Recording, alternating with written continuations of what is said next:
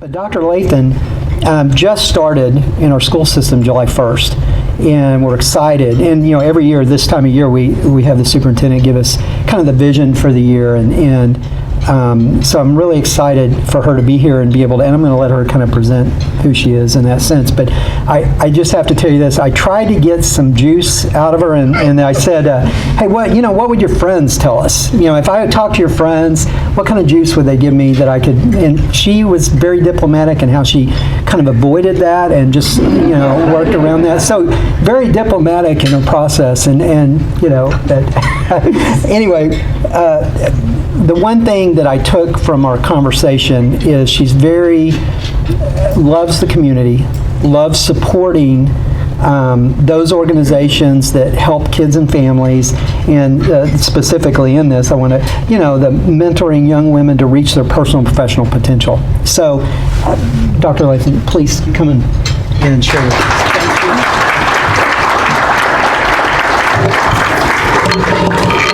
Good afternoon, good afternoon. Okay, you need to do better than that. You have a full stomach, so you got to eat. I didn't even get to eat because I never can eat before I speak. So you will have to participate.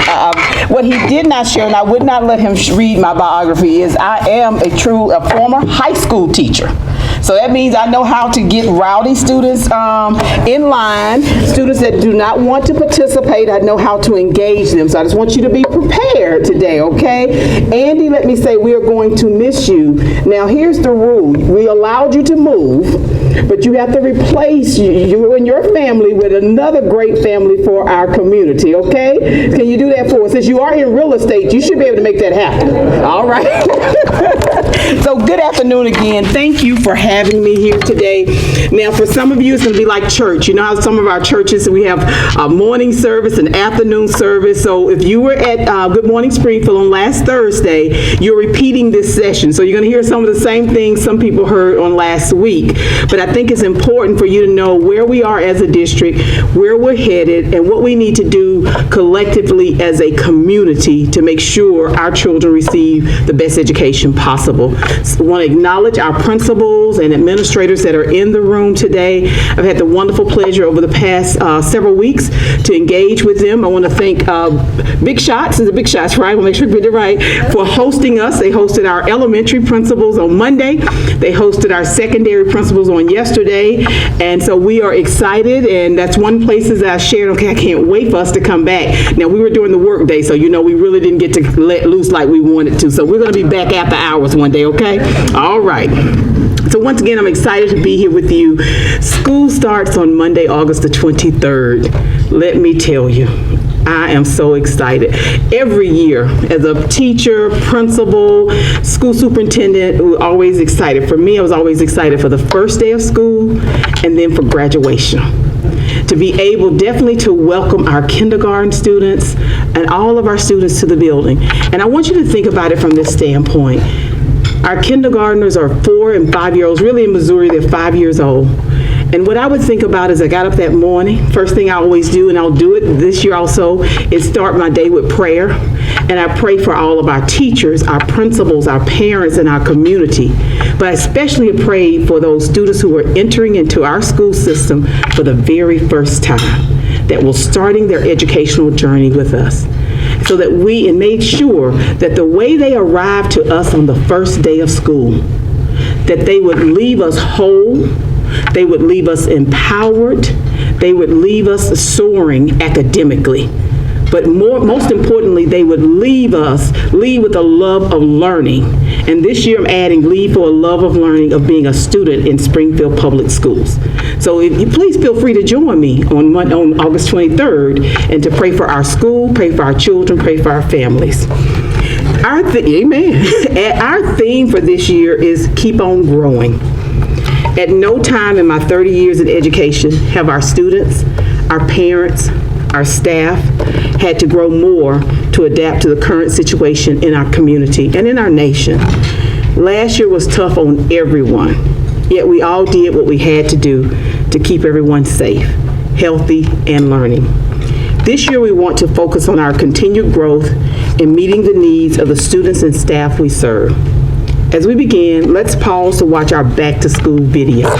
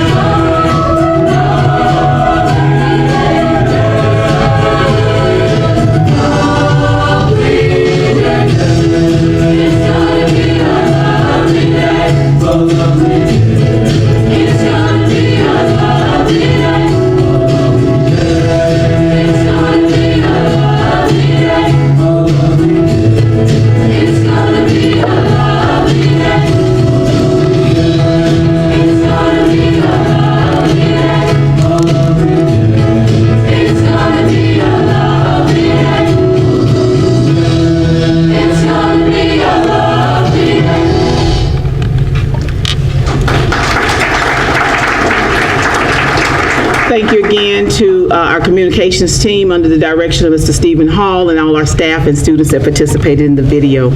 We want everyone, students, staff, and our community to know that they have a place in our garden. We also need to make sure that our garden is successful by producing the highest quality harvest. So how do we do that? We need to focus on 5 simple yet important steps. Step 1 is to pick the right location. As most of you know, this is a new garden for me. Moving to Springfield has been an exciting opportunity. During my time in education, I have focused on implementing changes to support all learners and will continue that path here in my new hometown. In my short time here, I've been welcomed and I'm more certain than ever this is where I need to plant and grow deep roots. I've already had several opportunities to engage with our business leaders and our community, and I'm just getting started. Thank you again for having me today. Throughout the year, I will have scheduled opportunities to meet and discuss pertinent topics with our community. You will also see me out and about at sporting events, enjoying a good hot dog on a Friday night, and for most part, I'm finding out on a Thursday night here. I hope you will join me. Plan your layout. Our garden this year will look a little bit different than in the past. You will see some of our familiar faces in the garden, including board members, Dr. Zelina Leonard, Dr. Denise Frederick, Dr. Charles Taylor, Dr. Sharita Thomas Tate. Joining them new this year are also Mr. Scott Chris, Ms. Danielle Kincaid, and Dr. Miriam Mohamed Khani, and she's here with us today.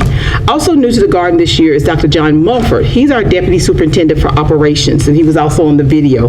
John joined SPS in July, and together we've been hard at work learning the lay of the land at SPS. So what else will we have found in our garden this year? While it's not new, you will find a continued focus on the safety of our students and staff.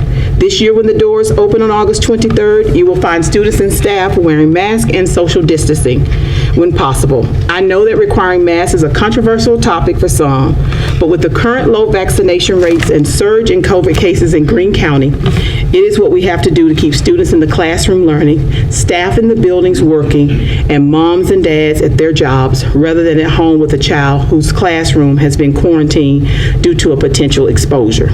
The reality is clear. Until more people get a vaccine, masks are going to be on the face. We'll be ready to remove the mask as soon as it's safe to do so. If you have not received your vaccine, I encourage you to do so. The Greene County Health Department is available to assist. We also are pushing out additional information this week of additional locations where people can go and get vaccines. There will be new opportunities in our garden this year. 3,000 more students will have the option to receive bus transportation to and from school each day. To accomplish this, yes, I think that's major. To accomplish this, we moved from a 2-tier bus system to a 3-tiered bus system. Resulting from this shift, school start and end times have changed. Depending on the tier, a particular school is assigned to start at either 7:30, 8:30, or 9:30. To offset the child care issues, we realize this will cause for some. We have opened up a program called Shine, which is a before or after school program. It's in partnership with the Boys and Girls Club, Springfield Dream Center, Spark, and Ozark Regional YMCA.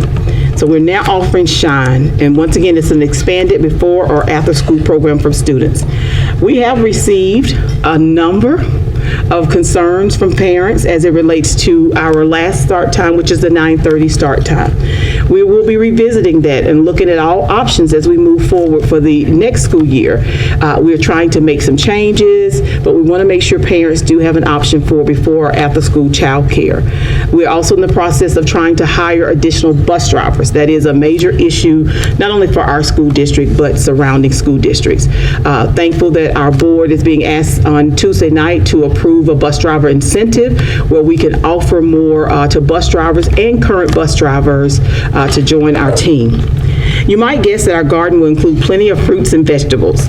You may be surprised that those fruits and vegetables, along with some other nutritious items, will be provided to all students for free for breakfast and lunch each day, regardless of their free or reduced lunch status. Thanks to a waiver that was issued by the USDA, students may receive free meals as they leave each Friday for the weekend. Our virtual students will have the opportunity to receive 7 days of grab-and-go meals each week. Last but certainly not least, any underage sibling of SPS students may receive a week's worth of grab-and-go meals. Yes, thank you. A hungry child and a hungry family, if they can't learn and they can't be successful. And we're going to do our part in Springfield Public Schools to meet that nutritious need for families. Step 3 is obtain good seeds, plants, equipment, and supplies. Remember, our theme is growing this year. As you know, in April of 2019, our voters, those of you in this room, approved a $168 million bond to address safety, accessibility, and quality issues across SPS facilities. You heard Laura speak about York. We had our groundbreaking ceremony about 2 weeks ago. Hillcrest is coming along. I think, Rob, I'm visiting with you next week. So we are rocking and rolling. A number of our other schools are moving ahead. I want to also thank our construction team. They've done a great job. And York, as a result of them being effective and managing the program effectively, we are actually able to get started on time. We also have 2 ribbon cutting ceremonies coming up. Williams on Thursday, September 2nd at 3 p.m. and Boyd on Thursday, September 9th at 3:30 p.m. We hope you'll come out and join us for a tour. As I've stated, we also have the bond work going on at Hillcrest, but we also have new construction for Jarrett Middle School. And as I shared, your groundbreaking was held several weeks ago. So we're really excited about our new facilities. Finally, we are committed to welcoming all of our seeds back to school. Last year, as a result of challenges caused by the pandemic, we lost about 1,500 students who chose other avenues to receive their education. We look forward to welcoming those students and families back. We have added a student recovery specialist who will lead this effort.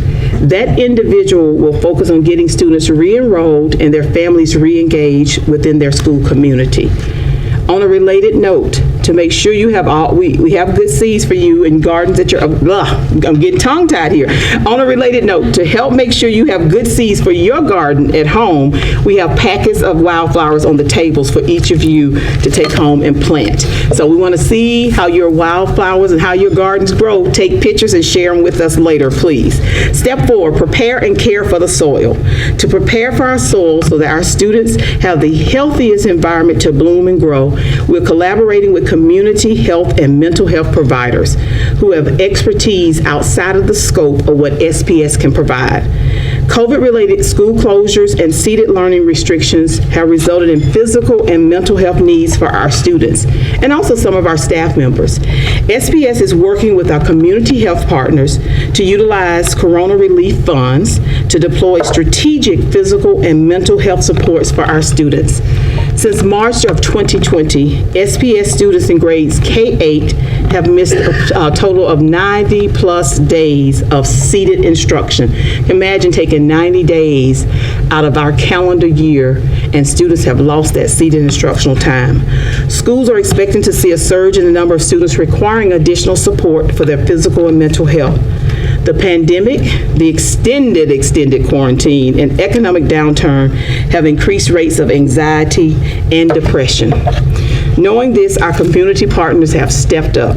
Cox Health System will provide an on-site mobile unit for SPS students, staffed by medical professionals to provide health services, physicals, immunizations. They'll be available 5 days per week. Ronald McDonald House will be replacing the current mobile dental unit with a new unit and upgraded dental equipment. Care to Learn will expand the mobile clothing closet to additional schools and provide site school nurses with access to basic clothing items to meet immediate clothing needs. SPS will purchase a point-of-sale unit and scanners for use at secondary schools, along with higher quality health services for nurses at all of our sites. Rural Behavior Health will partner with SPS to implement a day treatment program for our kindergarten through second grade students to be housed at an elementary site. A maximum of 20 students will receive intense individual, group, and family therapy.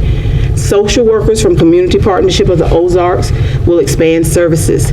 15 full-time school-based social workers, 1 at each high school and 2 for the rest of the high school's feeder pattern, and 1 full-time supervisor will be provided, along with direct services and emergency dollars for the social workers to use in their work with students and families. We will expand conscious discipline into the 4 more schools and add a social and emotional behavior specialist as an instructional coach to support all 12 sites implementing the program. All of these services will come at a cost of $3 million. We will continue to look for ways to join forces with our community to address the current and emerging needs of our students. If you know of anyone that might want to get in on the fund and expand services for our students, please let us know. We will also be enriching the soil in various ways. K-8 literacy and numeracy intervention and training. We have budgeted to provide 14 district-level numeracy and literacy coaches, 7 K-5 math interventionists, as well as additional resources and training for instructional staff. At this time, 7 district-level numeracy coaches have been hired and are ready to provide services across the district. Funding for 1,800 hotspots, moving to utilizing T-Mobile as our hotspot service provider. Providing 69,000 hours of student tutoring by SPS certified staff. This is on top of what they receive daily in school. We are also in the development of a parent/community university program. This program will provide supports for parents concerning school-based related issues, as well as providing them with assistance from community partners. Picture this, all of those businesses that are represented at one of our parent or community university events. In the beginning, prior to the program starting, there's a community fair or a partner fair where those partners are available to speak to parents, to share with them not only their services, but other opportunities that might be available. So that kind of starts the event off with dinner, and then we move into a scheduled program. That program normally is an opening session, and then parents are able to move into breakout sessions. Finally, we also plan to create a new student mentor support program for students during our school hours. And then step 5, keep out the weeds. We know that's the hardest part when you have a garden, is those weeds that continue to pop up. There's a lot of false information in our community, as well as across the country, when it comes to critical race theory. And some of you heard that I addressed this on last week at our Good Morning Springfield. And so what I want to share again is we are not forcing or pushing out a curriculum as it relates to critical race theory. It is not the goal of public education to divide communities or to pit parents and students and staff against each other.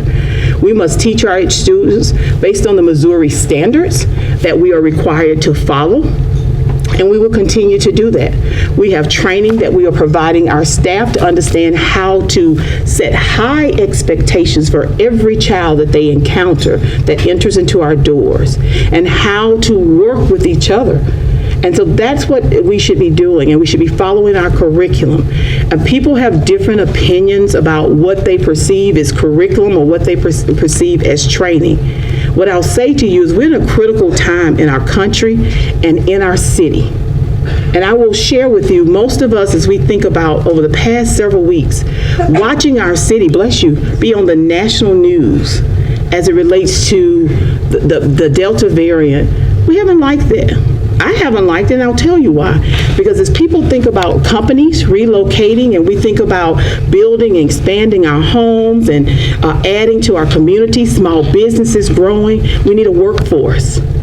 We need a healthy workforce. But we need to be united as a community of what we need to do to educate every child in our school district. We can't do that if we're fighting with each other, if we're disrespecting each other. We might have a difference of opinion, but at the end of the day, it's about educating every child, and meeting them where they are. Even children that are on grade level and doing well, they still need opportunities to grow. Those students that are behind, they need additional supports as well.